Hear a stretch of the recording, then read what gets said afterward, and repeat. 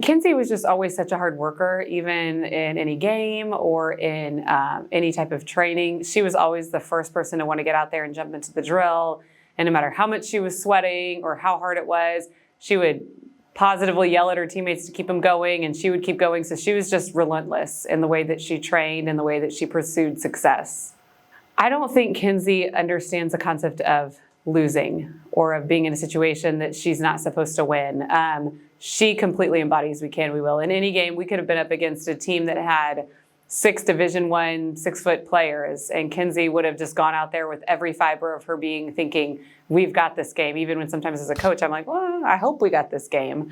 Kinsy always believed that we had it. Any drill challenge that we did in practice, any game, whether it was for academics or just meeting the goals that we set for any activity, Kinsy always was a front runner and feeling like it can happen. And if we believe that it will happen, it will. And so she was definitely living and embodying that every single day when she was training and competing. Kinsy was always such a fun kid. I think one of the coolest things about Kinsy is I say she didn't care what people thought about her. She did. She wanted people to think that she was a hard worker and that she was very kind and that she was supportive and competitive. But as far as whether she was cool or any of those kind of things, that never really was a priority for her. She wanted to be the best volleyball player, the best leader, the best mentor to younger kids, and they felt that. And so younger kids, whether it was at volleyball camps or whether it was our freshman teams, they gravitated towards Kinsy because they felt like they could trust her and that she was going to support them. And so she really did a great job of being a role model for those younger kids as they came up through the program. I felt like they always knew who Kinsy was.